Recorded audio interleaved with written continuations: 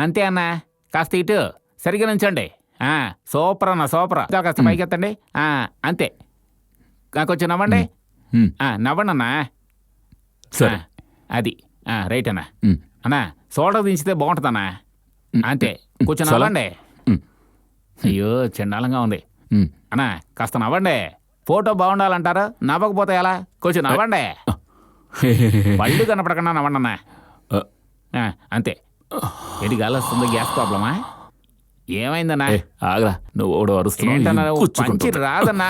అది పదునుగానే ఉంది. అయ్యో కత్తి.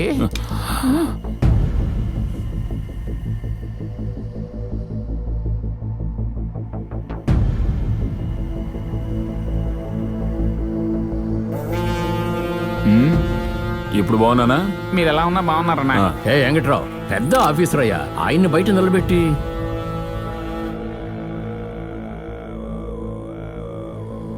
పెద్ద ఆఫీసర్ అయితే ఆయన పిలవగానే భయపడిపోయి చేతులు కట్టుకుని నోరు మూసుకుని నుంచోవాలా?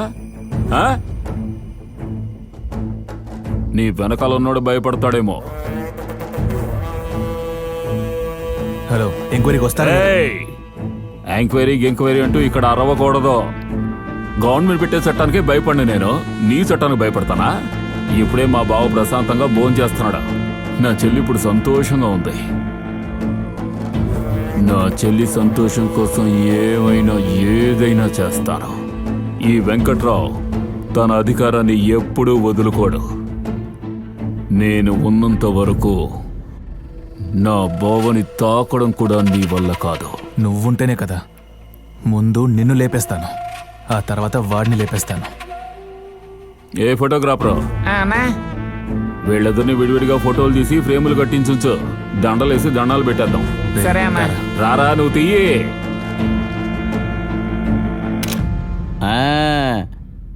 కాస్త అమాయకంగా నల్లగా ఉన్నా మొహం చాలా కళగా ఉంది. ఈయనకి పిల్ల దొరకదా?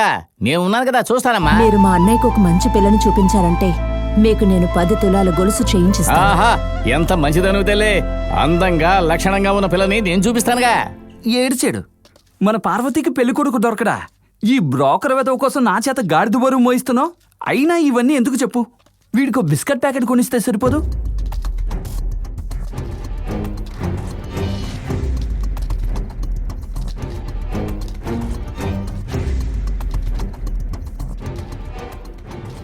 పళ్ళు చాలా ఫ్రెష్ గా ఉన్నాయి. ఈ ఊళ్ళో కొన్నవి కాదనుకుంటాను.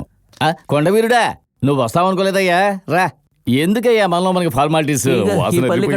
అక్కడ పెట్టు. అదేంటండి, నా చెల్లి కోసం మంచి సంబంధం చూడబోతున్నారు. మీకు కాకపోతే ఎవరికి తీసుకొస్తాం? నిజమేలే, కూర్చోండి. ముందు ఫోటో ఇవ్వయ్యా.